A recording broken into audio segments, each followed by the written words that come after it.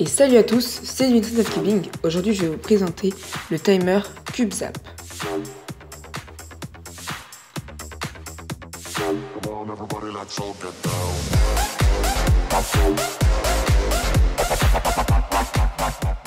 Donc déjà, avec ce timer, dès qu'on l'ouvre sur le site internet, on tombe sur ce message donc, qui va nous dire qu'en fait le site n'est pas encore fini et que ça se trouve qu'il y a des trucs qui vont pas marcher. Donc du coup là, soit vous mettez ne jamais me montrer plus tard, ou soit vous mettez OK. Moi je mets OK. Et donc après, l'interface du timer, c'est ça. Donc ici, il y a un mélange. Ici, il y a marqué Tap Screen. Donc ça, c'est du coup, quand je tape la barre espace, il va commencer. Et après, quand je vais la retaper, il va me le mettre. Et donc là, il va mettre mes temps sous forme de graphique, en fait. Et donc c'est ça, la fonctionnalité qui marche pas, en fait, c'est les graphiques. En fait, là, on pouvait mettre soit une ligne, soit les trucs qu'il y a comme ici, ou soit des points. Et donc ça, scale, c'est la taille. Et show DNF, c'est pour montrer les DNF ou pas. Parce que du coup, les DNF, c'est hyper haut dans le graphique. Et après, on peut mettre aussi min, histogramme, mais ça marche pas. Du coup, on peut que mettre standard avec celui-là. Et donc après, on voit qu'on a deux onglets, donc Stats et Settings. Donc là, on va aller dans Settings pour voir tout ce qu'on peut faire. Donc alors, déjà, ici, on est dans la session du 3x3.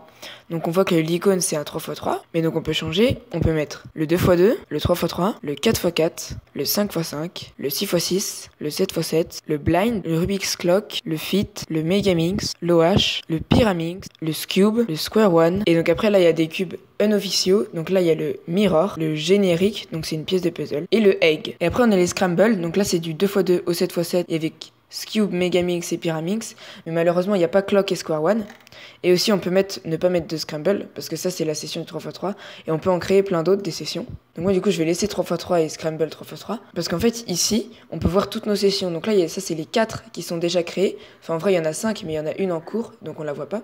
Et après on peut en supprimer une, donc par exemple si j'aime pas l'OH et que je supprime l'OH, il va me dire est-ce que vous êtes sûr? Moi je fais oui, donc delete, et là je l'enlève. Et après je peux en rajouter une. Et donc là, du coup, je pourrais la nommer. Donc par exemple, si j'ai envie de la nommer Dimitri. Et après, je peux mettre l'icône que je veux. Donc moi, je vais mettre une pièce de puzzle. Et après, Scramble, je vais mettre du 6x6. Même si j'aime pas du tout le 6x6. Et après, je peux dire si c'est du blind ou pas. Blind, en fait, ça veut dire que quand on met la touche espace une seule fois, il va pas s'arrêter, il va juste mettre un tout petit temps au milieu. Donc ça, c'est quand on fait du blind, on le touche pour savoir combien de temps on a mis pour mémoriser et combien de temps on a mis pour le résoudre. Et donc après, je fais create. Donc là, par exemple, du coup, il va me donner un scramble de 6x6. Et ma session en haut, il y a marqué Dimitri. Donc après, du coup, ici, il y a le blind. Donc ça, on a déjà vu. Il y a l'inspection. Donc ça, c'est si on veut l'inspection. Et si on met pas l'inspection, on a trois manière de rentrer les temps. Donc il y a regular, donc c'est avec la touche espace, manual entry, donc ça c'est nous qui tapons.